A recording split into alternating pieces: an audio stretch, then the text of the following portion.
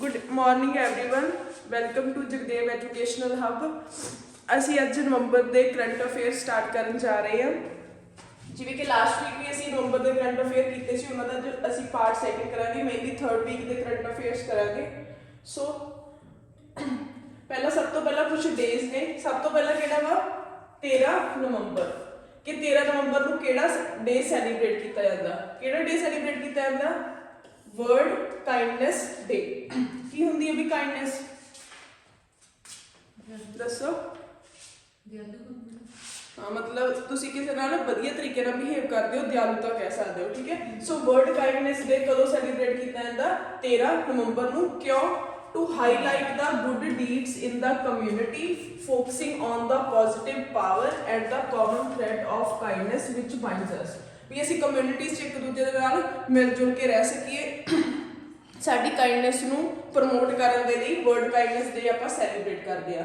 ਆਪਾਂ ਮੇਨਲੀ ਯਾਦ ਕੀ ਰੱਖਣਾ ਕਿ ਕਦੋਂ ਸੈਲੀਬ੍ਰੇਟ ਕੀਤਾ ਜਾਂਦਾ ਤੇ ਇਸ ਸਾਲ ਦਾ ਥੀਮ ਕੀ ਸੀ। ਸੋ 2022 ਦਾ ਥੀਮ ਕੀ ਸੀਗਾ? Be kind whenever possible. ਠੀਕ ਹੈ, ਜਦੋਂ ਤੱਕ ਹੋ ਸਕਦਾ ਕਾਈਂਡ ਰਹੋ। Be kind whenever possible. Clear ਹੈ?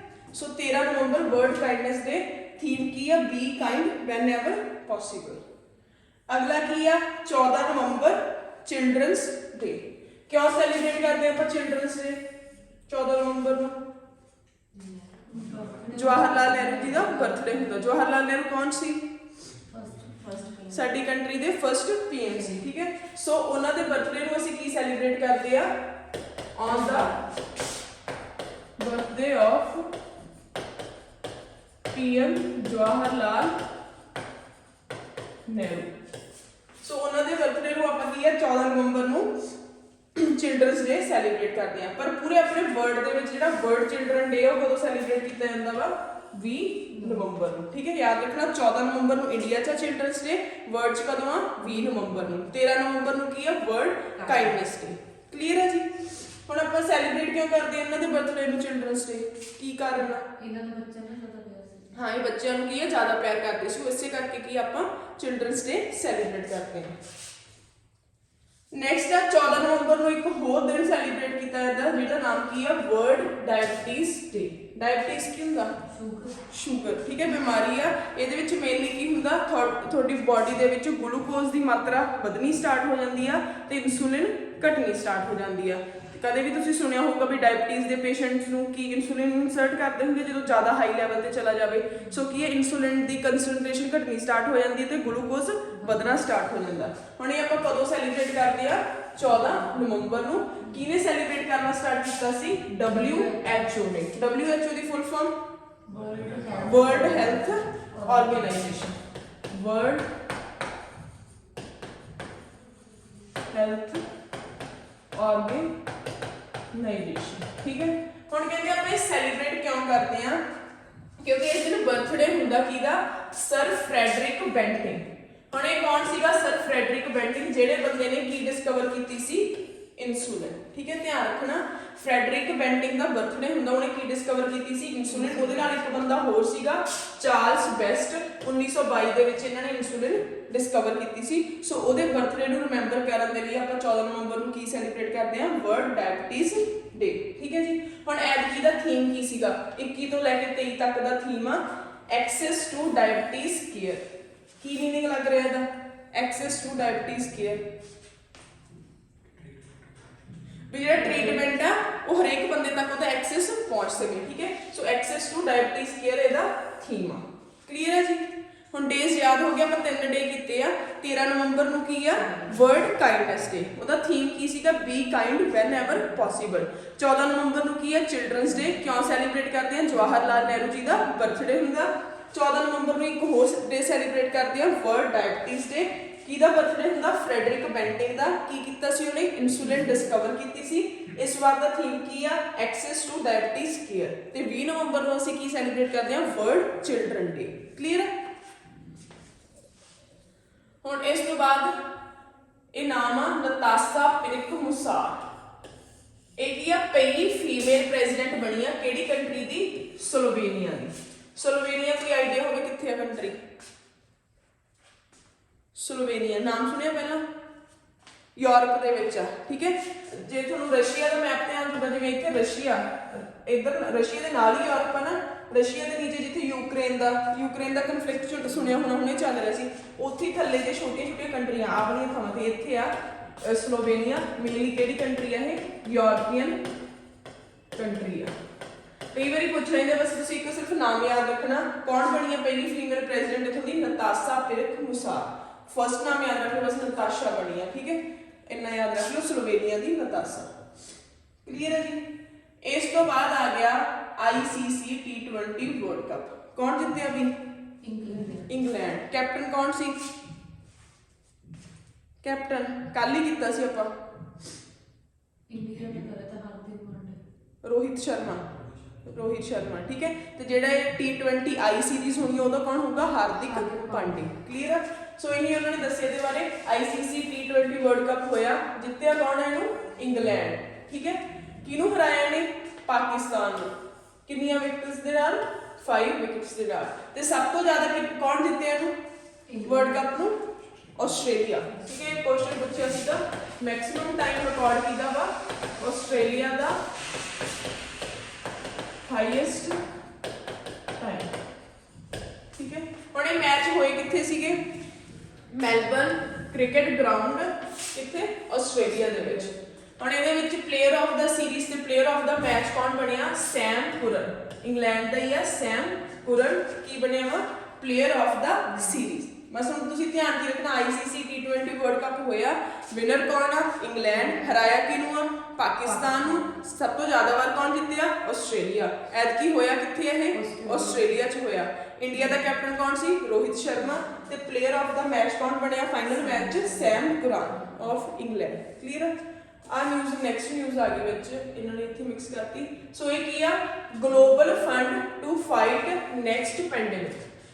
ਜਿਵੇਂ ਹੁਣ ਕੋਵਿਡ ਪੈਂਡੇਮਿਕ ਆਇਆ ਸੀ ਆਪਣੀ ਕੰਟਰੀ 'ਚ, ਫਿਊਚਰ 'ਚ ਕੋਈ ਐਵੇਂ ਦਾ ਪੈਂਡੇਮਿਕ ਆਉਂਦਾ, ਪੂਰੇ ਵਰਲਡ 'ਚ ਕੋਈ ਐਵੇਂ ਦਾ ਪੈਂਡੇਮਿਕ ਆਉਂਦਾ, ਉਹਦੇ ਲਈ ਇੱਕ ਫੰਡ ਕ੍ਰੀਏਟ ਕਰ ਰਹੇ ਆ, ਜਿਹਨੂੰ ਕੀ ਬੋਲ ਰਹੇ ਆ? Global fund to fight next pandemic, ਠੀਕ ਹੈ। ਹੁਣ ਇਹ ਮੇਨਲੀ ਕਿਹੜੀਆਂ ਕੰਟਰੀਜ਼ ਨੇ ਲਾਂਚ ਕੀਤਾ? G20 ਕੰਟਰੀਜ਼ ਨੇ। ਦੱਸ ਸਕਦੇ ਹੋ G20 ਕੰਟਰੀਜ਼ ਦਾ ਗਰੁੱਪ ਕਿਹੜਾ? G20 ਇੰਡੀਆ ਮੈਂਬਰ ਹੈਗਾ G20 ਦਾ? ਹੈਗਾ, ਠੀਕ ਹੈ। G20 ਕੀ ਆ? ਉਹਦੇ ਵਿੱਚ ਮੇਨਲੀ 19 ਤਾਂ ਕੰਟਰੀਜ਼ ਆ, ਠੀਕ ਹੈ। ਤੇ ਇੱਕ ਉਹਦੇ ਚ ਗਰੁੱਪ ਆ ਯੂਰਪੀਅਨ ਯੂਨੀਅਨ ਬਾਰੇ ਸੁਣਿਆ ਹੋਣਾ। ਯੂਰਪ ਦੀਆਂ 20 ਕੀ ਕੰਟਰੀਆਂ ਦਾ ਗਰੁੱਪ ਬਣਿਆ ਹੋਇਆ ਯੂਰਪੀਅਨ ਯੂਨੀਅਨ, ਜਿਹਦੇ ਤੋਂ ਪਿੱਛੇ ਜੇ ਬ੍ਰਿਟੇਨ ਨੇ ਇਹਦਾ ਛੱਡਤਾ ਸੀਗਾ। ਸੋ ਇਹਨਾਂ ਦਾ ਦੋਨਾਂ ਇਹ ਸਾਰੇ ਗਰੁੱਪ ਨੂੰ ਕੀ ਬੋਲਦੇ ਆ? G20। ਇਹ G20 ਦੀਆਂ ਹਰ ਸਾਲ ਮੀਟਿੰਗਸ ਹੁੰਦੀਆਂ, ਠੀਕ ਹੈ। ਸੋ ਐਤਕੀ ਕੀ ਆ? ਇਹਨਾਂ ਨੇ ਕੀ ਆਰਗੇਨਾਈਜ਼ ਕੀਤਾ ਵੀ ਅਸੀਂ ਕੀ ਕ੍ਰੀਏਟ ਕਰਾਂਗੇ? Global fund to fight next pandemic. ਹੁਣ ਇਹ ਕੀ ਕਹਿੰਦੇ ਆ? ਇਹਦਾ ਸਮਿਟ ਹੋਣ ਜਾ ਰਿਹਾ ਐਤਕੀ, ਹੋਣਾ ਕਿੱਥੇ ਹੋਣਾ? ਬਾਲੀ, ਇੰਡੋਨੇਸ਼ੀਆ। ਇਹ ਪੁੱਛ ਲੈਂਦੇ ਆ ਵੀ G20 ਦਾ ਸਮਿਟ ਹਲੇ ਹੋਣਾ, ਇਹ ਪਹਿਲੇ ਹੀ ਇਹ ਸੋਚ ਰਹੇ ਕਿ ਉੱਥੇ ਅਸੀਂ ਕੀ ਕਰਨਾ? ਗਲੋਬਲ ਫੰਡ ਉਹ ਕਰਨਾ। ਸੋ ਕਿੱਥੇ ਹੋਣਾ? ਬਾਲੀ, ਕਿੱਥੇ ਆ? ਇੰਡੋਨੇਸ਼ੀਆ।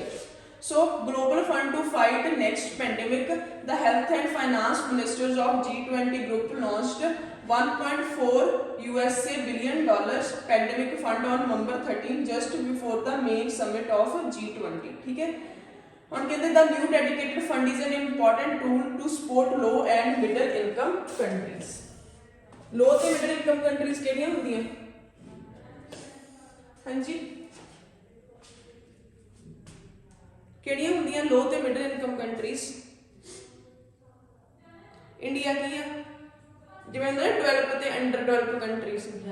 ਹਾਂ, ਇੰਡੀਆ ਕੀ ਡਿਵੈਲਪਿੰਗ ਕੰਟਰੀਜ਼ ਆ, ਅੰਡਰ ਡਿਵੈਲਪ ਚ ਆ ਵੀ ਹਲੇ ਸਾਡਾ ਡਿਵੈਲਪਿੰਗ ਦਾ ਪ੍ਰੋਸੈਸ ਚੱਲ ਰਿਹਾ। ਡਿਵੈਲਪ ਕਿਹੜੀਆਂ ਹੁੰਦੀਆਂ? ਜਿਹੜੀਆਂ ਡਿਵੈਲਪ ਹੋ ਚੁੱਕੀਆਂ। ਸੋ ਲੋ ਤੇ ਮਿਡਲ ਇਨਕਮ ਕੰਟਰੀ ਵੀ ਇਹਦੇ ਚ ਹੀ ਆ ਜਾਂਦੀਆਂ। ਹੁਣ ਮੇਨਲੀ ਕੀ ਹੈ? ਇਹ ਕਹਿੰਦੇ ਵੀ ਇਦਾਂ ਦਾ ਇੰਡੋਨੇਸ਼ੀਆ ਬਾਲੀ ਦੇ ਵਿੱਚ G20 ਦਾ ਸਮਿਟ ਹੋਣਾ, ਉਸ ਤੋਂ ਪਹਿਲਾਂ ਇਹ ਫੰਡ ਕ੍ਰੀਏਟ ਕਰਨ ਜਾ ਰਹੇ ਆ। ਉਹ ਫੰਡ ਦਾ ਮੇਨ ਏਮ ਕੀ ਆ ਵੀ ਫਿਊਚਰ 'ਚ ਕੋਈ ਪੈਂਡੇਮਿਕ ਆਉਂਦਾ ਤਾਂ ਮੇਨਲੀ ਕਿਹੜੀਆਂ ਕੰਟਰੀਜ਼ ਨੂੰ ਆਪਾਂ ਸਪੋਰਟ ਕਰਨਾ? ਜਿਹੜੀਆਂ ਲੋ ਤੇ ਮਿਡਲ ਇਨਕਮ ਕੰਟਰੀਜ਼ ਆ। ਹੁਣ ਇਸ ਫੰਡ ਦੇ ਵਿੱਚ ਡੋਨਰ ਕੌਣ ਆ ਵੀ ਕੰਟਰੀਬਿਊਟ ਕੌਣ ਕਰ ਰਿਹਾ? ਪੈਸਾ ਕੌਣ ਪਾ ਰਿਹਾ? USA, Britain, India, China, France, Canada, Australia ਤੇ ਜਾਪਾਨ। ਕਲੀਅਰ ਹੈ ਜੀ। ਤੁਸੀਂ ਬਸ ਇੱਥੇ ਮੇਨਲੀ ਯਾਦ ਕੀ ਰੱਖਣਾ? G20 ਦਾ ਸਮਿਟ ਕਿੱਥੇ ਹੋ ਰਿਹਾ ਵਾ? ਬਾਲੀ, ਇੰਡੋਨੇਸ਼ੀਆ 'ਚ। ਤੇ ਇੱਕ ਯਾਦ ਰੱਖ ਲਓ ਬਸ ਇਹਨਾਂ ਨੇ ਗਲੋਬਲ ਫੰਡ ਕ੍ਰੀਏਟ ਕੀਤਾ। ਇੰਨੇ ਆਪਾਂ ਨੂੰ ਡਿਟੇਲ 'ਚ ਜਾਣ ਦੀ ਲੋੜ ਨਹੀਂ ਹੈਗੀ, ਠੀਕ ਹੈ ਜੀ। ਤੋਂ ਬਾਅਦ third pan India coastal defence exercise sea vigil 22। ਹੁਣ ਇਹ ਕੀ ਆ? ਵਿਜ਼ਲ ਦਾ ਮੀਨਿੰਗ ਕੀ ਹੁੰਦਾ? ਵਿਜ਼ਲ ਹੁੰਦਾ ਆਪਾਂ ਕਿਸੇ ਤੇ ਵਿਜੀਲੈਂਸ ਰੱਖਦੇ ਆ, ਨਿਗਾਹ ਰੱਖਦੇ ਆ, ਠੀਕ ਹੈ।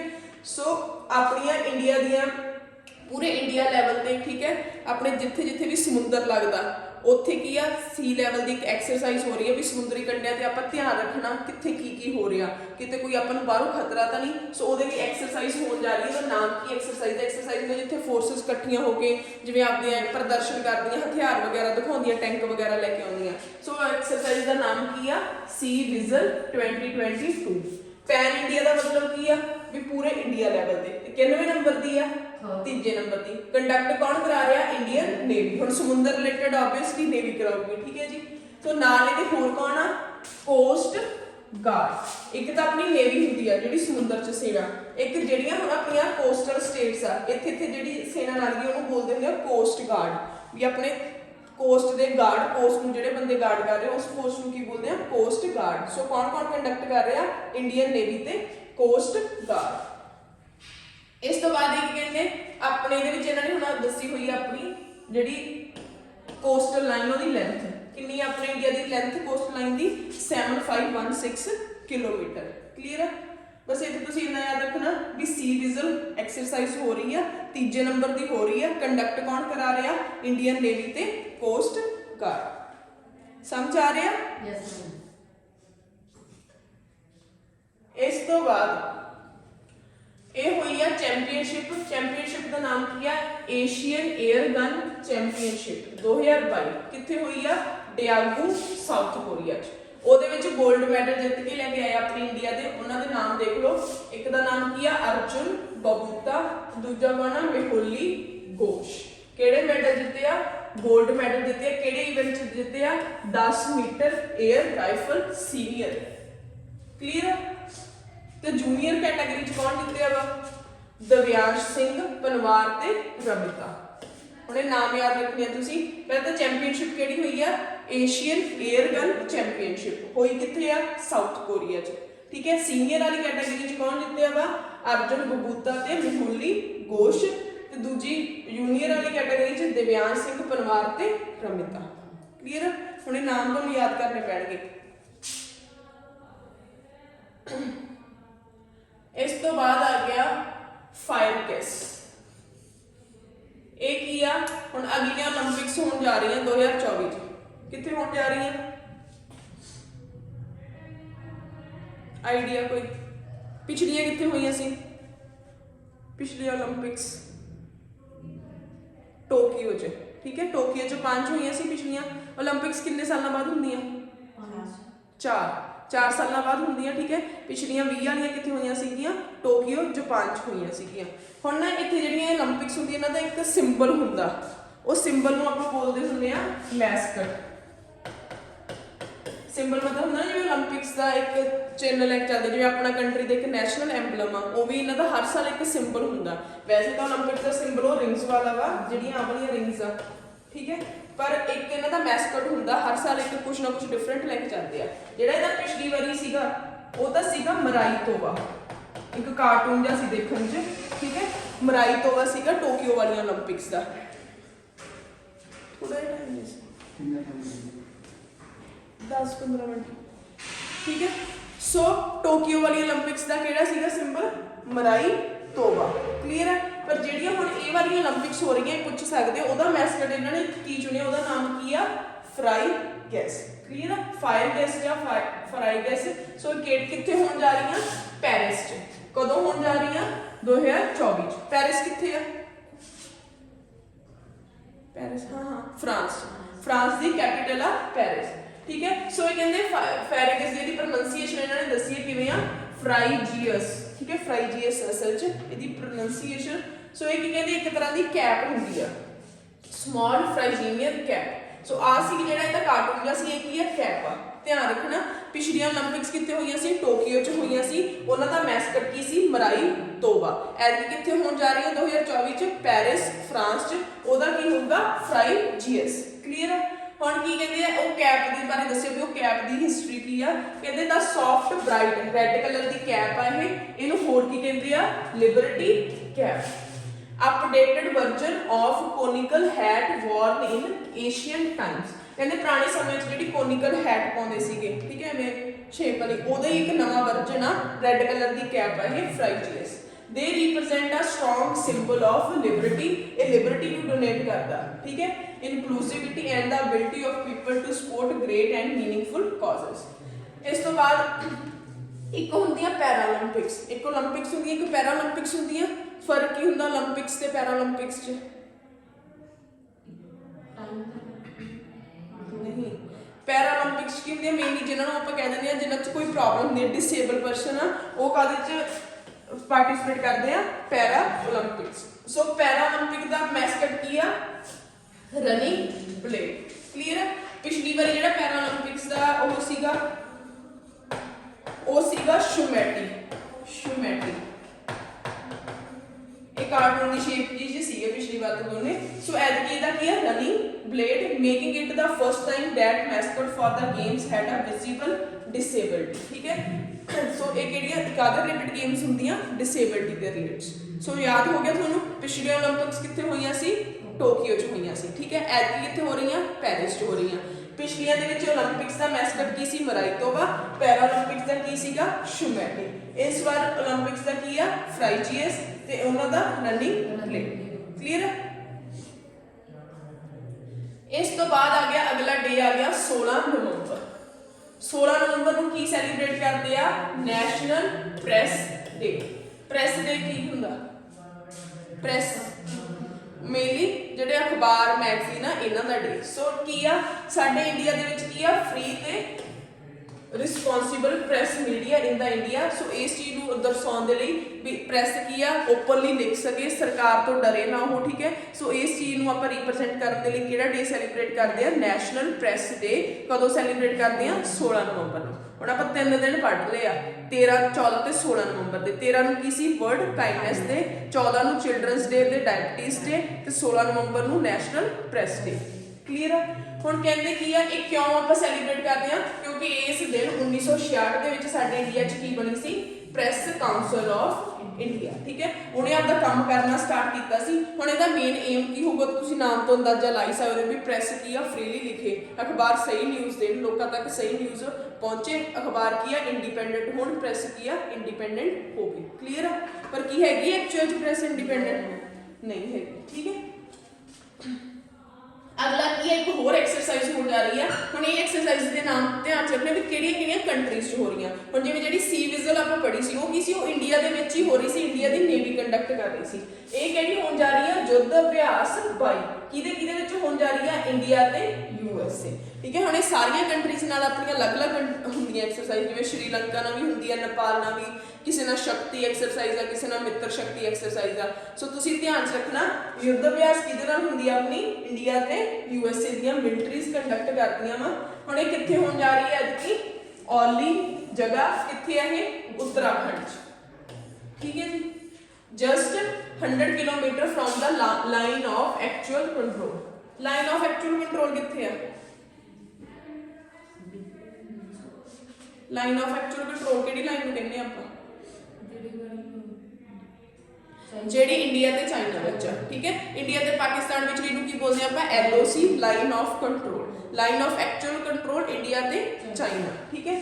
ਸੋ ਕਹਿੰਦੇ ਇਹਦੇ ਵਿੱਚ ਕੌਣ ਪਾਰਟਿਸਿਪੇਟ ਕਰ ਰਿਹਾ ਇੰਡੀਆ ਦੀ ਕਿਹੜੀ ਆਰਮੀ ਪਾਰਟਿਸਿਪੇਟ ਕਰੂਗੀ ਅਸਾਮ ਰੈਜੀਮੈਂਟ। ਠੀਕ ਹੈ। ਤੇ ਉਧਰੋਂ USA ਦੀ ਆਰਮੀ ਸੋਲਜਰ 2nd ਬ੍ਰਿਗੇਡ ਤੇ। ਬਸ ਆਪਾਂ ਇਹਨਾਂ ਯਾਦ ਰੱਖਣਾ ਯੁੱਧ ਅਭਿਆਸ ਐਕਸਰਸਾਈਜ਼ ਹੋਣ ਜਾ ਰਹੀ ਆ ਇੰਡੀਆ ਤੇ USA ਦੀਆਂ ਮਿਲਟਰੀਜ਼ 'ਚ ਹੋਣ ਜਾ ਰਹੀ ਆ ਉੱਤਰਾਖੰਡ 'ਚ ਹੋਣ ਜਾ ਰਹੀ ਆ ਤੇ ਇੰਡੀਆ ਦੀ ਕਿਹੜੀ ਫੋਰਸ ਪਾਰਟਿਸਿਪੇਟ ਕਰ ਰਹੀ ਆ ਅਸਾਮ ਰੈਜੀਮੈਂਟ। ਕਲੀਅਰ ਹੈ। ਕਿੰਨੇ ਤੋਂ ਕਿੰਨੇ ਚੱਲਣੀਆਂ 16 ਨਵੰਬਰ ਤੋਂ 2 ਦਸੰਬਰ ਤੱਕ। ਕਹਿੰਦੇ India climbs to 8th spot climate change. ਠੀਕ ਹੈ। ਇਹ ਇੰਡੈਕਸ ਛਪਿਆ ਵਾ ਕਲਾਈਮੇਟ ਚੇਂਜ ਪਰਫਾਰਮੈਂਸ ਇੰਡੈਕਸ 2023। ਠੀਕ ਹੈ। ਕਲਾਈਮੇਟ ਚੇਂਜ ਵੀ ਕਿੰਨਾ ਕਲਾਈਮੇਟ 'ਚ ਚੇਂਜ ਹੋ ਰਿਹਾ ਉਹਦੇ ਵਿੱਚ ਕੰਟਰੀਜ਼ ਦੀ ਪਰਫਾਰਮੈਂਸ ਕਿਵੇਂ ਦੀ ਆ ਉਹਨੂੰ ਲੈ ਕੇ ਇੰਡੈਕਸ ਛਪਿਆ। ਇਹਨੂੰ ਛਾਪਿਆ ਕਿਵੇਂ ਆ ਇੱਕ ਤਾਂ ਆਰਗੇਨਾਈਜੇਸ਼ਨ ਉਹਦਾ ਨਾਮ ਕੀ ਆ ਜਰਮਨ ਵਾਚ ਤੇ ਇੱਕ ਕਿਹੜੀ ਆ ਕੈਨ ਇੰਟਰਨੈਸ਼ਨਲ। ਸੋ ਦੋ ਆਰਗੇਨਾਈਜੇਸ਼ਨਸ ਨੇ ਛਾਪਿਆ, ਜਰਮਨ ਵਾਚ ਤੇ ਕੈਨ ਇੰਟਰਨੈਸ਼ਨਲ। ਇੰਡੀਆ ਦਾ ਜਿਹੜਾ ਰੈਂਕ ਆ ਉਹ ਅੱਗੇ ਨਾਲੋਂ ਸੁਧਰਿਆ, ਠੀਕ ਹੈ। ਸੋ ਕੀ ਕਹਿੰਦੇ ਆ, India climbed 2 spots to reach the 8th rank in the index due to its low emissions and increasing use of renewable energy। ਕਹਿੰਦੇ ਆਪਾਂ ਕੀ ਆ ਅੱਜ ਕੱਲ ਜਿਵੇਂ ਕਾਰਬਨ ਡਾਈਆਕਸਾਈਡ ਗੈਸ ਆ ਉਹਨਾਂ ਦੇ ਐਮਿਸ਼ਨਸ ਨੂੰ ਕੰਟਰੋਲ ਕਰ ਰਹੇ ਆ, ਪਲੱਸ ਹੁਣ ਆਪਣੀ ਕੰਟਰੀ ਕੀ ਆ ਦਿਨੋਂ ਦਿਨ ਫੋਕਸ ਕਰ ਰਹੀ ਹੈ ਵੀ ਆਪਾਂ ਕਿਹੜੇ ਸੋਰਸਸ ਤੇ ਧਿਆਨ ਦੇਣਾ, ਰੀਨਿਊਏਬਲ ਸੋਰਸਸ ਤੇ। ਕਿਹੜੇ ਸੋਰਸਸ ਹੁੰਦੇ ਆ ਇਹ, ਕਿਹੜੇ ਹੁੰਦੇ ਆ ਰੀਨਿਊਏਬਲ, ਜਿਹੜੇ ਮਤਲਬ ਵੇਸਟ ਚੀਜ਼ਾਂ ਤੋਂ ਫਿਰ ਉਹਨੂੰ ਰੀਨਿਊ, ਜਿਵੇਂ ਸੋਲਰ એનર્ਜੀ ਹੋ ਗਈ, ਵਿੰਡ એનર્ਜੀ ਹੋ ਗਈ। ਰੀਨਿਊਏਬਲ ਸੋਰਸਸ ਕਿਹੜੇ ਹੁੰਦੇ ਆ ਵੀ ਜਿਨ੍ਹਾਂ ਨੂੰ ਆਪਾਂ ਯੂਜ਼ ਕਰ ਸਕਦੇ ਆ ਲਗਾਤਾਰ, ਉਹ ਕਦੇ ਖਤਮ ਨਹੀਂ ਹੋਣਗੇ, ਠੀਕ ਹੈ, ਤੇ ਉਹਨਾਂ ਦੇ ਨਾਲ ਕੋਈ ਪੋਲਿਊਸ਼ਨ ਨਹੀਂ ਹੋਊਗਾ। ਪਰ ਜਿਹੜੇ ਨਾਨ ਰੀਨਿਊਏਬਲ ਸੋਰਸਸ ਹੁੰਦੇ ਆ ਉਹ ਕੀ ਆ, ਉਹ ਲਿਮਿਟਡ ਹੁੰਦੇ ਆ, ਉਹਨਾਂ ਨੂੰ ਤੁਸੀਂ ਵਾਰੀ-ਵਾਰੀ ਯੂਜ਼ ਕਰੀ ਜਾਓਗੇ, ਇੱਕ ਦਿਨ ਕੀ ਆ ਖਤਮ ਹੋ ਜਾਣਗੇ। ਫੋਰ ਐਗਜ਼ਾਮਪਲ ਜਿਵੇਂ ਕੋਲ ਹੋ ਗਿਆ, ਪੈਟਰੋਲ ਹੋ ਗਿਆ। ਪਰ ਹੁਣ ਤੁਹਾਨੂੰ ਪਤਾ ਹੁਣ ਆਪਣੀ ਕੰਟਰੀ 'ਚ ਜਿਵੇਂ ਸੋਲਰ ਪੈਨਲਸ ਤੁਸੀਂ ਲਾਉਣੇ ਹੋ ਕਿੰਨੀਆਂ ਸਬਸਿਡੀਜ਼ ਮਿਲਦੀਆਂ। ਸੋ ਆਪਣੀ ਗਵਰਨਮੈਂਟ ਦਾ ਮੇਨ ਫੋਕਸ ਕਿਹੜੇ ਸੋਰਸਸ ਤੇ ਆ, ਰੀਨਿਊਏਬਲ ਸੋਰਸਸ ਤੇ। ਹੁਣ ਜੇ ਤੁਸੀਂ ਇਹਨਾਂ ਸੋਰਸਸ ਨੂੰ ਜ਼ਿਆਦਾ ਯੂਜ਼ ਕਰੋਗੇ, ਦੂਜੇ ਘੱਟ ਯੂਜ਼ ਕਰੋਗੇ, ਪੋਲਿਊਸ਼ਨ ਆਪੇ ਘੱਟ ਜੂਗਾ। ਸੋ ਇਸੇ ਕਰਕੇ ਇਸ ਇੰਡੈਕਸ ਦੇ ਵਿੱਚ ਜਿਹੜੀ ਸਾਡੀ ਪਰਫਾਰਮੈਂਸ ਆ, ਪਹਿਲਾਂ ਅਸੀਂ 2 ਰੈਂਕ ਥੱਲੇ ਸੀ, ਪਹਿਲਾਂ 10ਵੇਂ ਰੈਂਕ ਤੇ ਸੀ, ਹੁਣ ਕਿਹੜੇ ਰੈਂਕ ਤੇ ਆ ਗਏ, 8ਵੇਂ ਰੈਂਕ ਤੇ ਆ ਗਏ। So climate change performance index India ਦਾ ਰੈਂਕ ਕੀ ਆ, 8th ਰੈਂਕ ਆ। ਇਹਨੂੰ ਛਾਪਦਾ ਕੌਣ ਆ, ਜਰਮਨ ਵਾਚ ਤੇ ਕੈਨ ਇੰਟਰਨੈਸ਼ਨਲ। ਪਰ ਕਹਿੰਦੇ ਕਈ ਕੰਟਰੀਜ਼ ਦੀ ਜਿਹੜੀ ਪੋਜੀਸ਼ਨ ਉਹ ਖਰਾਬ ਹੋਈ ਆ। ਕਹਿੰਦੇ ਇਹਦੇ ਵਿੱਚ ਸਭ ਤੋਂ ਜਿਹੜਾ ਬਿਗੇਸਟ ਪੋਲਿਊਟਰ ਆ, ਇਹਦੇ ਅਕੋਰਡਿੰਗ ਇਸ ਇੰਡੈਕਸ ਦੇ ਸਭ ਤੋਂ ਜ਼ਿਆਦਾ ਪੋਲਿਊਸ਼ਨ ਕਿਹੜੀ ਕੰਟਰੀ ਕਰ ਰਹੀ ਆ, ਚਾਈਨਾ, ਠੀਕ ਹੈ। ਉਹਦਾ ਹੁਣ ਪੋਜੀਸ਼ਨ ਕਿਹੜੀ ਆ, 51st, ਜਮਾ ਥੱਲੇ ਪੋਜੀਸ਼ਨ ਚਲੀ ਗਈ ਆ ਫॉर ਦਾ ਨਿਊ ਕੋਲ ਫਾਇਰਡ ਪਲਾਂਟਸ, ਕਿਉਂਕਿ ਉਹ ਕੀ ਹੈ ਜ਼ਿਆਦਾ ਕੋਲ ਵਾਲੇ ਪਾਵਰ ਪਲਾਂਟਸ ਲਾ ਰਹੀ ਹੈ। ਇਸ ਤੋਂ ਇਲਾਵਾ interestingly there are no names for the first 3 places as no country performed well enough in the all index categories। ਕਹਿੰਦੇ ਇਹਦੇ ਜਿਹੜੇ ਪਹਿਲੇ 3 ਰੈਂਕ ਉਹ ਕੀ ਆ, ਖਾਲੀ ਆ, ਕਿਉਂਕਿ ਇੰਨੀ ਕੋਈ ਕੰਟਰੀ ਬੈਸਟ ਨਹੀਂ ਗੀ ਵੀ ਜਿਹੜੇ ਪਹਿਲੇ 3 ਰੈਂਕ ਅਚੀਵ ਕਰ ਸਕੇ। ਸੋ ਪਹਿਲੇ ਦੂਜੇ ਤੀਜੇ ਰੈਂਕ ਤੇ ਕੋਈ ਨਹੀਂ ਹੈਗਾ, ਠੀਕ ਹੈ। ਇਸ ਤੋਂ ਬਾਅਦ 4th ਪਲੇਸ ਤੇ ਕੌਣ ਆਉਂਦਾ, ਡੈਨਮਾਰਕ, ਕਲੀਅਰ ਆ। ਫੋਲੋਡ ਬਾਈ ਉਸ ਤੋਂ ਬਾਅਦ ਕੀ ਆ, ਸਵੀਡਨ ਆ, ਉਸ ਤੋਂ ਬਾਅਦ ਚਿਲੀ ਆ। ਇਸ ਤੋਂ ਬਾਅਦ ਕਿੰਨੀਆਂ ਕੰਟਰੀਜ਼ ਨੂੰ ਇਵੈਲੂਏਟ ਕਰਦਾ ਹੈ, 59 ਕੰਟਰੀਜ਼ ਨੂੰ ਤੇ ਯੂਰਪੀਅਨ ਯੂਨੀਅਨ। ਹੁਣ ਬਸ ਆਪਾਂ ਮੇਨਲੀ ਇੱਥੇ ਧਿਆਨ ਕਿੰਨਾ ਰੱਖਣਾ, ਇੰਡੈਕਸ ਦਾ ਨਾਮ ਕੀ ਆ, ਕਲਾਈਮੇਟ ਚੇਂਜ ਪਰਫਾਰਮੈਂਸ ਇੰਡੈਕਸ। ਛਾਪਿਆ ਕਿਹੜੀਆਂ, ਜਰਮਨ ਵਾਚ ਤੇ ਕੇਨ ਇੰਟਰਨੈਸ਼ਨਲ ਦੇ। ਇੰਡੀਆ ਦਾ ਰੈਂਕ ਕਿਹੜਾ, 8ਵਾਂ, ਠੀਕ ਹੈ। ਪਹਿਲੇ 3 ਰੈਂਕ ਕੀ ਆ, ਖਾਲੀ ਆ। ਉਸ ਤੋਂ ਬਾਅਦ 4th ਰੈਂਕ ਕਿਹਦਾ ਵਾ, ਡੈਨਮਾਰਕ ਦਾ। 5th ਕਿਹਦਾ ਸੀਗਾ, ਸਵੀਡਨ ਦਾ। 6th ਕਿਹਦਾ ਵਾ, ਚੀਲੀ ਦਾ। ਤੇ ਆਪਣੇ ਇੰਡੀਆ ਦਾ ਕਿਹੜਾ, 8th। ਤੇ ਸਭ ਤੋਂ ਟੌਪ ਪੋਲਿਊਟਰ ਕਿਹੜਾ ਵਾ, ਚਾਈਨਾ। ਕਲੀਅਰ ਹੋ ਗਿਆ, ਯਾਦ ਹੋ ਗਿਆ। ਅਗਲਾ ਆਉਂਦਾ ਮੈਰੀਕॉम। ਕੌਣ ਆ ਵੀ ਮੈਰੀਕॉम, ਬਾਕਸਰ, ਠੀਕ ਹੈ। ਬਾਕਸਿੰਗ ਕੁਈਨ, ਬਾਕਸਿੰਗ ਖੇਡਦੀ ਆ। ਉਹਨਾਂ ਨੂੰ ਚੇਅਰਪਰਸਨ ਇਲੈਕਟ ਕੀਤਾ ਗਿਆ ਕਿਹੜੀ ਐਸੋਸੀਏਸ਼ਨ ਦਾ, athletes commission of the Indian 올림픽 association, ਠੀਕ ਹੈ ਜੀ। ਸੋ ਧਿਆਨ ਰੱਖਣਾ, ਐਸੋਸੀਏਸ਼ਨ ਦਾ ਨਾਮ athletes commission of the Indian 올림픽 association. Table ਇਹਦੇ ਜਿਹੜੇ ਵਾਈਸ ਚੇਅਰਪਰਸਨ ਕਿਹਨੂੰ ਚੁਣਿਆ ਗਿਆ, ਅਚੰਤਾ ਸ਼ਰਾਤ ਕਮਲ। ਇਹ ਕਿਹੜੀ ਗੇਮ ਖੇਡਦੇ ਆ, ਟੇਬਲ ਟੈਨਿਸ। ਮੈਰੀਕॉम ਚੇਅਰਮੈਨ ਬਣੀ ਆ ਤੇ ਵਾਈਸ ਚੇਅਰਮੈਨ ਅਹੰਤਾ ਸ਼ਰਾਤ ਕਮਲ। ਕਿਹੜੀ ਐਸੋਸੀਏਸ਼ਨ ਦੀ, athlete commission of the Indian 올림픽 association. 올림픽ਸ ਦੇ ਵਿੱਚ ਜਿਹੜੇ ਐਥਲੀਟਸ ਦਾ ਮੇਨਲੀ ਕਮਿਸ਼ਨ ਆ ਉਹਨਾਂ ਦੀ, ਕਲੀਅਰ ਆ। ਮੈਰੀਕॉम ਗੇਮ ਕਿਹੜੀ ਖੇਡਦੀ ਆ, ਬਾਕਸਿੰਗ। ਇਸ ਤੋਂ ਬਾਅਦ ਆ ਗਿਆ ਨਾਸਾ। ਨਾਸਾ ਦੀ ਫੁੱਲ ਫਾਰਮ ਕੀ ਆ, ਨੈਸ਼ਨਲ ਐਰੋਨੌਟਿਕਸ, ਠੀਕ ਹੈ। ਸੋ ਨਾਸਾ ਦੀ ਫੁੱਲ ਫਾਰਮ ਕੀ ਆ, national aeronautics and space administration. ਇਹਨਾਂ ਨੇ ਕੀ ਕਹਿੰਦੇ ਆਪਦਾ ਸਭ ਤੋਂ ਪਾਵਰਫੁਲ ਰਾਕੇਟ ਲਾਂਚ ਕੀਤਾ, ਠੀਕ ਹੈ। ਉਸ ਰਾਕੇਟ ਦਾ ਨਾਮ ਕੀ ਆ, ਆਰਟੀਮਿਸ। 100 ਮੀਟਰ ਲੰਬਾ, ਠੀਕ ਹੈ, ਟਾਲ ਆ, ਪਾਵਰਫੁਲ ਰਾਕਟ ਅੱਜ ਤੱਕ ਸਭ ਤੋਂ ਪਾਵਰਫੁਲ ਰਾਕੇਟ ਬਣਾਇਆ ਇਹਨਾਂ ਨੇ। ਕਿੱਥੋਂ ਲਾਂਚ ਕੀਤਾ ਵਾ, from Cape Canaveral in Florida, USA ਦੇ ਵਿੱਚ ਹੀ ਜਗ੍ਹਾ ਫਲੋਰੀਡਾ, ਉੱਥੋਂ ਇਹਨਾਂ ਨੇ ਲਾਂਚ ਕੀਤਾ। ਕੰਮ ਕੀ ਇਹਦਾ, ਇਹਨੇ ਕਾਹਦੀ ਜਰਨੀ ਕਰਨੀ ਆ, ਮੂਨ ਦੀ, ਚੰਦ ਤੇ ਭੇਜਿਆ, ਠੀਕ ਹੈ। ਹੁਣ ਇਹਦੇ ਵਿੱਚ ਆਪਾਂ ਮੇਨ ਯਾਦ ਕੀ ਰੱਖਣਾ, ਜਿਹੜਾ ਨੇਮ ਆਹ ਆਰਟੇਮਿਸ ਇਹ ਕਿੱਥੋਂ ਆਇਆ? From Apollo's twin sister. ਪਹਿਲਾਂ ਅਪੋਲੋ ਮਿਸ਼ਨ ਗਿਆ ਸੀ ਇੱਕ, ਠੀਕ ਹੈ। ਅਪੋਲੋ ਕੀ ਇਹਨਾਂ ਦੇ ਜਿਵੇਂ ਆਪਣੇ ਵੀ ਮਿਥਸ ਹੈਗੀਆਂ, ਮਹਾਭਾਰਤ ਰਾਮਾਇਣ ਆਪਾਂ ਇਹਨਾਂ ਨੂੰ ਕਹਿੰਦੇ ਵੀ ਇਹ ਮਿਥ ਕਥਾਵਾਂ, ਉਵੇਂ ਹਰੇਕ ਕੰਟਰੀ ਦੇ ਵਿੱਚ ਆਪਦੀਆਂ ਮਿਥੋਲੋਜੀ ਆ। ਸੋ ਇੱਥੋਂ ਦੇ ਜਿਹੜੇ ਗ੍ਰੀਕ ਗੋਡਸ ਆ ਉਹਨਾਂ ਦੇ ਨਾਮ ਆ। ਉਹਨਾਂ ਦਾ ਪਹਿਲਾਂ ਜਿਹੜਾ ਗੋਡ ਸੀਗਾ ਉਹ ਜਿਹਦੇ ਨਾਮ ਤੋਂ ਭੇਜਿਆ ਸੀ ਉਹ ਕੀ ਸੀਗਾ? ਅਪੋਲੋ। ਕਹਿੰਦੇ ਜਿਹੜਾ ਆਹ ਨਾਮ ਲਿਆ ਆਪਾਂ ਆਰਟੇਮਿਸ, ਕਿ ਉਹਦੀ ਟਵਿਨ ਸਿਸਟਰ ਮੰਨੀ ਜਾਂਦੀ ਆ ਗ੍ਰੀਕ ਮਿਥੋਲੋਜੀ 'ਚ। ਕਲੀਅਰ? ਇਸ ਤੋਂ ਬਾਅਦ ਇਹਦੇ ਵਿੱਚ ਕਿਹੜਾ ਮੋਡਿਊਲ ਆ? ਓਰੀਓਨ ਮੋਡਿਊਲ ਦੇ ਵਿੱਚ ਜਾ ਕੇ ਰੱਖਿਆ ਜਾਊਗਾ, ਠੀਕ ਹੈ। ਤੇ ਇਹਦੇ ਵਿੱਚ ਜਿਹੜਾ 100 ਕਿਲੋਮੀਟਰ ਇੱਕ ਕੈਪਸੂਲ ਉੱਥੇ ਛੱਡ ਕੇ ਆਊਗਾ। ਕੈਪਸੂਲ ਜਿਵੇਂ ਹੁੰਦਾ ਨਾ ਰਾਕੇਟ ਦੇ ਵਿੱਚੋਂ ਨਿਕਲਦਾ, ਇੱਕ ਵੀ ਆਪ ਵੱਡੇ ਲੈਵਲ ਤੇ ਆਬਜ਼ਰਵ ਕਰੋ, ਠੀਕ ਹੈ। ਇੱਕ ਮਤਲਬ ਕਾਈਂਡ ਆਫ ਉਹ ਨਿਕਲੂਗਾ, ਇੱਕ ਇਨਸਟਰੂਮੈਂਟ ਹੋਊਗਾ, ਠੀਕ ਹੈ। ਉੱਥੇ ਜਾ ਕੇ ਉਹਨੇ ਕੀ ਕਰਨਾ? ਜਿਹੜੀ ਲੂਨਰ ਜਾਣੀ ਕਿ ਮੂਨ ਦੀ ਸਰਫੇਸ ਉਹਨੂੰ ਆਬਜ਼ਰਵ ਕਰਨਾ। ਸੋ ਕਿਹਨੇ ਭੇਜਿਆ? ਨਾਸਾ ਨੇ। ਨਾਮ ਕੀ ਆ? ਆਰਟੇਮਿਸ। ਸਭ ਤੋਂ ਪਾਵਰਫੁਲ ਰਾਕੇਟ ਆ। ਕਿਹਨੂੰ ਆਬਜ਼ਰਵ ਕਰਨ ਜਾ ਰਿਹਾ? ਮੂਨ ਨੂੰ ਆਬਜ਼ਰਵ ਕਰਨ ਜਾ ਰਿਹਾ। ਇਸ ਤੋਂ ਬਾਅਦ ਅਗਲੀ ਨਿਊਜ਼ ਕੀ ਆ? ਕੇਰਲਾ ਦੀ। ਕੇਰਲਾ ਦੀ ਕੈਪੀਟਲ ਕੀ ਆ ਵੀ?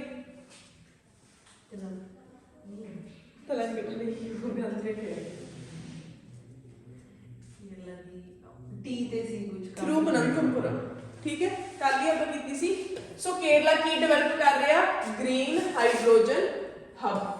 Kerala to develop green hydrogen hub, India hydrogen alliance and government of Kerala. So ਕੌਣ ਇਹਦੇ ਵਿੱਚ ਕੰਟਰੀਬਿਊਟ ਕਰ ਰਿਹਾ? ਇੱਕ ਤਾਂ ਕੇਰਲਾ ਦੀ ਗਵਰਨਮੈਂਟ ਤੇ ਇੱਕ ਆਪਣੀ ਸੈਂਟਰਲ ਗਵਰਨਮੈਂਟ, ਦੋਵੇਂ ਮਿਲ ਕੇ ਕੀ ਬਣਾਉਣ ਜਾ ਰਹੇ ਆ? ਗ੍ਰੀਨ ਹਾਈਡਰੋਜਨ ਹਬ, ਠੀਕ ਹੈ ਜੀ। ਸੋ ਕਿੱਥੇ ਬਣਾਉਣ ਜਾ ਰਹੇ ਆ? ਮੇਨਲੀ ਕਿਹੜੇ ਸ਼ਹਿਰ 'ਚ? Kochi. Kochi green hydrogen hub. So it is the first of its kind in country in its current form and scale.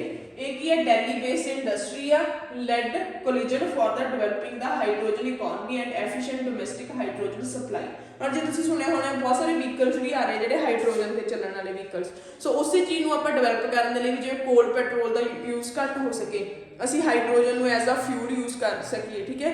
ਉਸੇ ਕਰਕੇ ਕੇਰਲਾ 'ਚ ਕੀ ਬਣਾਉਣ ਜਾ ਰਹੇ ਆਪਾਂ? ਹਾਈਡਰੋਜਨ ਹੱਬ। ਆਪਣੀ ਕੰਟਰੀ ਦੀ ਪਹਿਲੀ ਬਣ ਜਾ ਰਹੀ ਹੈ ਕਿੱਥੇ? ਕੇਰਲਾ 'ਚ। ਜਗ੍ਹਾ ਕਿਹੜੀ 'ਚ? ਕੋਚੀ 'ਚ। ਕੌਣ ਕੰਟਰੀਬਿਊਟ ਕਰ ਰਿਹਾ? ਕੋਚੀ ਕੇਰਲਾ ਗਵਰਨਮੈਂਟ ਤੇ ਸੈਂਟਰਲ ਗਵਰਨਮੈਂਟ। ਕਲੀਅਰ? ਇਸ ਤੋਂ ਬਾਅਦ ਅੱਗੇ ਦੀਆਂ ਬਹੁਤ ਸਾਰੀਆਂ ਡਿਟੇਲਸ 'ਚ ਆਪਾਂ ਨੂੰ ਜਾਣ ਦੀ ਲੋੜ ਨਹੀਂ।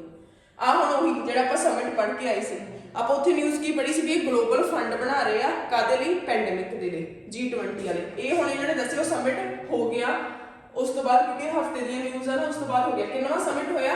17ਵਾਂ ਸਮਿਟ ਹੋਇਆ G20 ਦਾ। ਕਿੱਥੇ? ਬਾਲੀ ਦੇ ਵਿੱਚ। ਕਲੀਅਰ ਆ? ਸੋ ਇਹਦੇ ਵਿੱਚ ਕੀ ਆ? ਕਿੱਥੇ ਹੋਇਆ ਇਹ? ਇੰਡੋਨੇਸ਼ੀਅਨ ਰਿਜ਼ੋਰਟ ਨੂਸਾ ਦੁਆ ਇਨ ਬਾਲੀ ਆਈਲੈਂਡ। ਜਿਹੜੇ ਰੈਸਟੋਰੈਂਟ ਹੋਇਆ ਉਹਦਾ ਨਾਮ ਆ ਨੂਸਾ ਦੁਆ, ਬਾਲੀ ਦੇ ਉੱਤੇ ਆ। ਇਹਦੇ ਵਿੱਚ ਇੰਡੀਆ ਦੇ ਪ੍ਰਾਈਮ ਮਿਨਿਸਟਰ ਨੇ ਵੀ ਪਾਰਟਿਸਿਪੇਟ ਕੀਤਾ। ਉਹਨਾਂ ਨੇ ਕੀ ਕੀਤਾ? ਮੇਨਲੀ ਕਿਹੜੇ ਇਸ਼ੂ ਚੱਕੇ ਆ? Food and energy security the issue, ਠੀਕ ਹੈ, ਮੋਦੀ ਨੇ ਡਿਸਕਸ ਕੀਤੇ ਆ। ਇਸ ਤੋਂ ਬਾਅਦ ਕਲਾਈਮੇਟ ਚੇਂਜ, ਕੋਵਿਡ ਪੈਂਡੇਮਿਕ ਤੋਂ ਬਾਅਦ ਕਿਵੇਂ ਰਿਕਵਰੀ, ਇੱਕ ਯੂਕਰੇਨ ਦਾ ਕਨਫਲਿਕਟ ਚੱਲ ਰਿਹਾ ਤੁਹਾਨੂੰ ਪਤਾ ਹੋਣਾ, ਰਸ਼ੀਆ ਤੇ ਯੂਕਰੇਨ ਦਾ, ਠੀਕ ਹੈ। ਸੋ ਇਹਨਾਂ ਇਵੈਂਟਸ ਨੂੰ ਇੱਥੇ ਕੀ ਆ? ਡਿਸਕਸ ਕੀਤਾ ਗਿਆ। ਹੁਣ ਇਹਦੇ ਵਿੱਚ ਕੀ ਆ? ਅੱਗੇ ਮੇਨਲੀ ਆ ਗਿਆ G20 ਬਾਰੇ। G20 ਬਣੀ ਕਦੋਂ ਸੀਗੀ? 1999 ਵਿੱਚ, ਠੀਕ ਹੈ ਜੀ। ਹੁਣ ਇਹਦੇ ਵਿੱਚ ਕਿਹੜੀਆਂ ਕੰਟਰੀਜ਼ ਆਉਂਦੀਆਂ? ਤੁਹਾਨੂੰ ਦੱਸਿਆ ਸੀ 19 ਕੰਟਰੀਜ਼ ਆਉਂਦੀਆਂ ਤੇ ਇੱਕ ਗਰੁੱਪ ਆਉਂਦਾ। ਗਰੁੱਪ ਦਾ ਨਾਮ ਕੀ ਆ? European union. ਹੁਣ ਇਹ G20 ਦੇ ਬਾਰੇ ਅੱਗੇ ਜਾਣਕਾਰੀ ਆ। ਕਹਿੰਦੇ G20 ਦੀਆਂ ਜਿਹੜੀਆਂ ਟੋਟਲ ਮੈਂਬਰਸ ਕੰਟਰੀਜ਼ ਆ, ਜਿਹੜੇ 20 ਦੇ 20 ਗਰੁੱਪ ਆ, ਉਹ ਸਾਡੇ ਵਰਲਡ ਦੀ ਕਿੰਨੀ GDP ਕਵਰ ਕਰਦੇ ਆ? 85%, ਠੀਕ ਹੈ। 85% ਆਫ ਦਾ ਗਲੋਬਲ GDP ਤੇ 75% ਵਰਲਡ ਦਾ ਟ੍ਰੇਡ ਜਿਹੜੀਆਂ ਯੂਰਪੀਅਨ ਕੰਟਰੀਜ਼ ਆ ਤੇ G20 ਦੀਆਂ ਕੰਟਰੀਜ਼ ਉਹ ਕਵਰ ਕਰਦੀਆਂ। ਤੇ ਪੋਪੂਲੇਸ਼ਨ ਕਿੰਨੀ ਆਉਂਦੀ ਆ? 67%। ਮਤਲਬ G20 ਕੰਟਰੀਜ਼ ਵਰਲਡ ਦਾ ਅੱਧੇ ਤੋਂ ਜ਼ਿਆਦਾ ਟ੍ਰੇਡ, ਅੱਧੇ ਤੋਂ ਜ਼ਿਆਦਾ GDP ਤੇ ਅੱਧੇ ਤੋਂ ਜ਼ਿਆਦਾ ਪੋਪੂਲੇਸ਼ਨ ਨੂੰ ਕਵਰ ਕਰਦੀ ਹੈ। ਕਲੀਅਰ? ਇਹ 'ਚ ਤਾਂ ਉਹ ਸਮਿਟ ਆ ਲਈ ਆ ਬਾਲੀ, ਇੰਡੋਨੇਸ਼ੀਆ 'ਚ ਸਮਿਟ ਹੋਇਆ 1999 ਵਿੱਚ। G20 ਬਣੀ ਸੀ। ਕੌਣ ਉਹਦੇ ਵਿੱਚ ਮੈਂਬਰ? 19 ਕੰਟਰੀਆਂ ਤੇ ਇੱਕ ਯੂਰਪੀਅਨ ਯੂਨੀਅਨ। ਕਲੀਅਰ ਹੈ ਜੀ। ਮੋਦੀ ਨੇ ਇੱਥੇ ਵਿੱਚ ਇਹ ਇਸ਼ੂ ਚੱਕਿਆ, food and energy security, climate change, Covid pandemic ਤੇ ਯੂਕਰੇਨ ਕਨਫਲਿਕਟ। ਆਓ ਹੀ ਫਿਰ ਪਿੱਛੇ ਨਾਮ ਪੜ੍ਹ ਕੇ ਆਏ ਆਪਾਂ। ਅਜੰਤਾ ਸ਼ਰਾਫ ਕਮਲ ਵਾਈਸ ਚੇਅਰਪਰਸਨ ਬਣ ਰਹੀ ਹੈ ਐਥਲੀਟ ਕਮਿਸ਼ਨ ਦੀ, ਠੀਕ ਹੈ।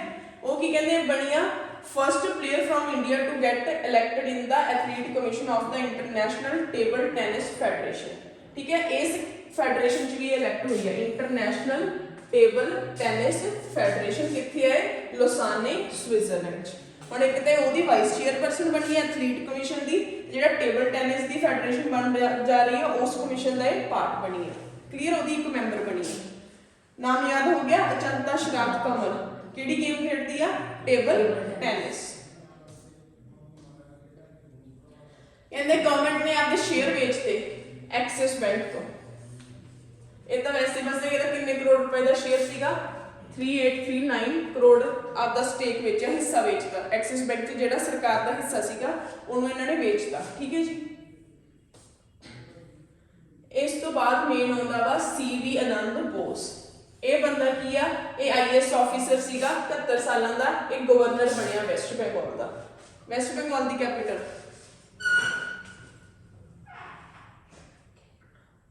ਗੈਂਗਟੌਕ ਨਹੀਂ, ਗੈਂਗਟੌਕ ਸਿੱਕਮ ਦੀ ਆ। ਉੱਥੇ ਨੇੜੇ ਤੇੜੇ ਜਾਂਦਾ ਸਭ ਤੋਂ ਮੇਨ ਸ਼ਹਿਰ ਜਿੱਥੇ ਬ੍ਰਿਟਿਸ਼ ਨੇ ਬਹੁਤ ਕੁਝ ਕੀਤਾ, ਕਲਕੱਤਾ। ਠੀਕ ਹੈ। ਸੋ ਵੈਸਟ ਬੰਗਾਲ ਦੀ ਕੈਪੀਟਲ ਕਿਹੜੀ ਹੈ, ਕਲਕੱਤਾ। ਵੈਸਟ ਬੰਗਾਲ ਦੀ CM ਬਹੁਤ ਫੇਮਸ ਪਰਸਨੈਲਿਟੀ ਆ। ਸਰ ਬਸ ਥੋੜਾ ਟਾਈਮ ਰੁਕ ਜਾਓ। ਮਮਤਾ ਬੈਨਰਜੀ। ਠੀਕ ਹੈ। ਸੋ ਇੱਥੇ ਕੀ ਹੈ, ਤੁਹਾਡਾ ਬਸ ਨਵਾਂ ਗਵਰਨਰ ਬਣਿਆ। ਆਪਾਂ ਇਹਨਾਂ ਧਿਆਨ ਰੱਖਣਾ, ਉਹਦਾ ਨਾਮ ਕੀ ਹੈ, CV ਆਨੰਦ ਬੋਸ। ਬੰਦਾ ਕਿਹੜਾ ਵਾ, 1977 ਬੈਚ ਦਾ IAS ਆਫੀਸਰ ਹੈ। ਕਲੀਅਰ ਹੈ। ਹੁਣ ਗਵਰਨਰ ਨੂੰ ਅਪਾਇੰਟ ਕੌਣ ਕਰਦਾ, ਪ੍ਰੈਜ਼ੀਡੈਂਟ। ਠੀਕ ਹੈ। ਤੇ ਕਿੰਨਾ ਟਾਈਮ ਰਹਿੰਦਾ ਗਵਰਨਰ, ਪਲੇਜਰ ਆਫ ਪ੍ਰੈਜ਼ੀਡੈਂਟ, ਜਿੰਨਾ ਚਿਰ ਪ੍ਰੈਜ਼ੀਡੈਂਟ ਉਹ ਤੋਂ ਖੁਸ਼ ਹੋਵੇ। ਹੁਣ ਇੱਕ ਆਪਾਂ ਐਕਸਰਸਾਈਜ਼ ਕੀਤੀ ਸੀ ਯੁੱਧ ਅਭਿਆਸ, ਕਿਹਦੇ ਕਿਹਦੇ ਚ ਹੋਈ ਸੀ, ਇੰਡੀਆ ਤੇ US। ਇੱਕ ਐਕਸਰਸਾਈਜ਼ ਆ ਮਾਲਾਬਾਰ। ਠੀਕ ਹੈ। ਇਹ ਸਭ ਤੋਂ ਫੇਮਸ ਆ।